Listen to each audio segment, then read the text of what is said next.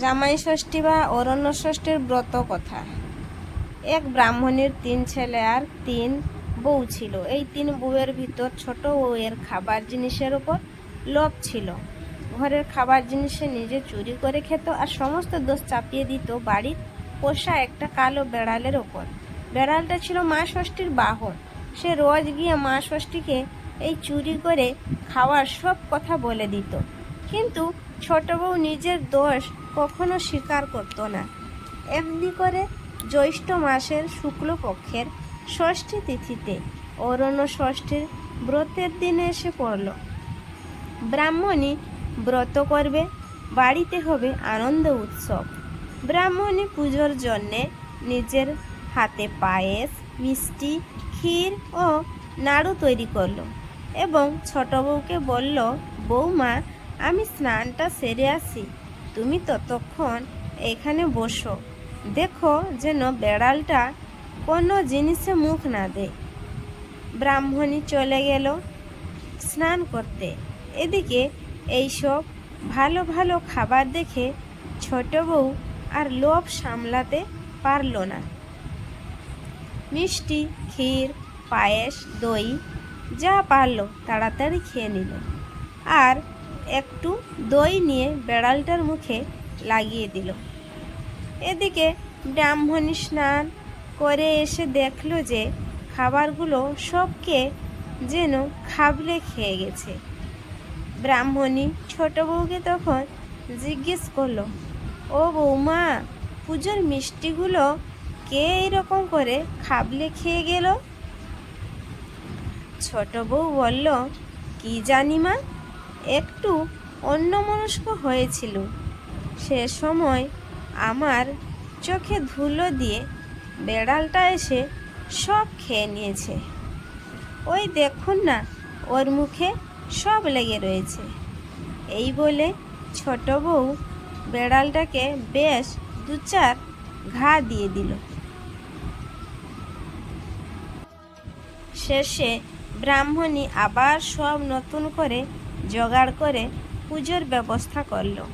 এদিকে বেড়ালটা কাঁদতে কাঁদতে বনে চলে গেল এবং যেখানে দেবী অরণ্য ষষ্ঠী রয়েছেন তার কাছে গিয়ে সব কথা বলে দিল। সব শুনে ষষ্ঠী দেবী বললেন, আমি সব জানি, তুই কাঁদিস নি, আমি শিগগিরই ছোট বউকে এর প্রতিফল দেব। এই ঘটনার কয়েক মাস পরে ছোট বউয়ের সন্তান সম্ভাবনা দেখা দিল এবং 10 মাস 10 দিন পরে সে ফুটফুটে সুন্দর চাঁদের মতন একটি ছেলে প্রসব করল। ব্রাহ্মণী নাতির মুখ দেখে খুব খুশি হলো এবং গরিবদের ডেকে খুব দান ধ্যান করতে লাগলো। এদিকে ছোট বউ তার ছেলেকে কোলের কাছে নিয়ে রাত্রিরে নিশ্চিন্তি হয়ে শুল, কিন্তু হায়, সকালবেলা ঘুম ভাঙাতে দেখলো ছেলে তার কাছে নেই। শাশুড়ি ও বউয়ের খুব ভাবনা হলো। তারা বেশ কয়েকজন লোক দিয়ে চারিদিকে খোঁজাখুঁজি করতে লাগলো, কিন্তু ছেলেকে কোথাও পাওয়া গেল না। এইরকম করে ছোট বউয়ের পরপর 7টি ছেলে আর একটি মেয়ে হলো, কিন্তু সব কটিই হারিয়ে গেল। রাত্রিরে ছোট বউ নিয়ে ছেলে নিয়ে শুতো আর সকাল হলে ছেলে পাওয়া যেত না। তখন পাড়ার সকলে বলতে লাগলো যে ছোট বউ মানুষ নয়, নিশ্চয়ই রাক্ষসী, ছেলেগুলোকে সেই নিশ্চয়ই খেয়ে ফেলে।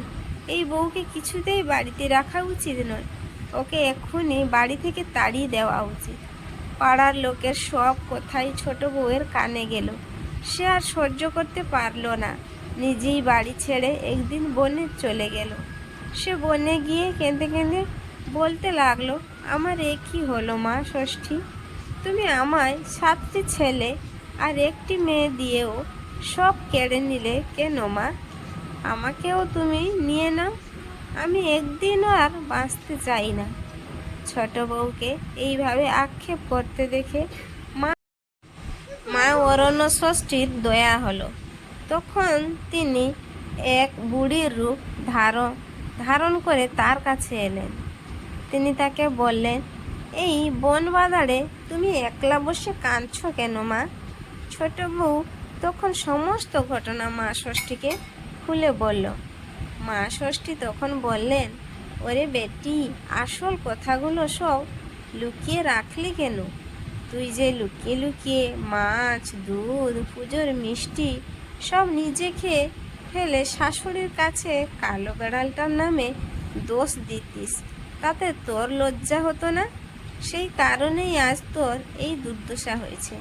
তখন ছোট বউ বুড়ির পায়ের ওপর আছড়ে পড়ে কাঁদতে কাঁদতে বলল, তুমি কে মা? কেমন করে আমার সব কথা জানলে? আমায় দয়া করো, তা না হলে আমি তোমার পা ছাড়ব না। মা ষষ্ঠী ছোট বউয়ের কাতরতা দেখে বললেন, বাছা, আমিই মা ষষ্ঠী। পৃথিবীর লোক যা করে আমি সব জানতে পারি। ছোট বউ তখন আবার কেঁদে বলতে লাগলো, মা, আমি খুবই অন্যায় করেছি, আমার পাপের শেষ নেই। আজ যখন দয়া করে আমায় দেখা দিয়েছ, তখন তুমি আমায় রক্ষে করো। মা, তুমি যা বলবে আমি তাই করব। মা ষষ্ঠী তখন বললেন, দেখো, পথের ধারে ওইখানে একটা মরা বেড়াল পচে পড়ে রয়েছে। যদি এক হাঁড়ি দই ওই বেড়ালটার গায়ে ঢেলে দিয়ে সেই দই জিভ দিয়ে চেটে ফের হাঁড়িতে তুলতে পারো, তবে তোমার সব ছেলেমেয়ে আবার ফিরে পাবে। এই কথা শুনে ছোট বউ একটুও দেরি করল না, এক হাঁড়ি দই এনে সেই পচা বেড়ালটার গায়ে ঢেলে দিল এবং পরে জিভ দিয়ে চেটে সমস্ত দই আবার হাঁড়িতে তুলে এনে মা ষষ্ঠীকে দেখালো। মা ষষ্ঠীও ছোট বউয়ের ছেলে মেয়েদের নিয়ে আগে থেকেই দাঁড়িয়েছিল। তিনি ছেলে মেয়েদের ছোট বউকে দিয়ে বললেন, এই নাও তোমার ছেলে মেয়ে, এই অমৃত দই দিয়ে সকলের কপালে ফোঁটা দাও, আর এদের নিয়ে আনন্দে সুখে ঘরকন্যা করো। আর কখনো পুজোর জিনিস লুকিয়ে খেয়ে আমার বাহনদের নামে দোষ দিও না। ছেলে মেয়েদের দূর হ, মরে যা কখনো বলো না। অন্য কাউকে যদি বলতে শোনো, তো তখন মা ষষ্ঠীর দাস ও 60 বলবে। এইসব কথা বলে মা অরণ্য ষষ্ঠী অদৃশ্য হয়ে গেলেন। ছোট বউ তখন তার 7 ছেলে ও 1 মেয়েকে নিয়ে শ্বশুরবাড়িতে ফিরে এসে তার শাশুড়িকে প্রণাম করল। শেষে ষষ্ঠী দেবীর সব কথা শাশুড়িকে জানালো। ব্রাহ্মণী সব শুনে একেবারে অবাক হয়ে গেল। এখন নাতি নাতনিকে পেয়ে তার খুব আনন্দ হলো।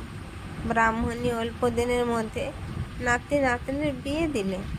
পরের বছর জ্যৈষ্ঠ মাসে শুক্লপক্ষের ষষ্ঠী তিথিতে খুব জাঁকজমক করে ছোট বউ অরণ্য ষষ্ঠীর ব্রত করল এবং মেয়ে জামাইকে আনিয়ে জামাইয়ের কপালে দইয়ের ফোঁটা দিল। সেই থেকে মা অরণ্য ষষ্ঠীর মাহাত্ম্যের কথা চারিদিকে ছড়িয়ে পড়ল। এই ব্রতকেই জামাই ষষ্ঠী বা ষষ্ঠী বাটা বলা হয়। ব্রতের ফলে এই ব্রত ছেলে মেয়েদের মায়েরা পালন করলে তাদের ছেলে মেয়েদের প্রভৃত কল্যাণ হয়ে থাকে। হরে কৃষ্ণ, রাধে রাধে।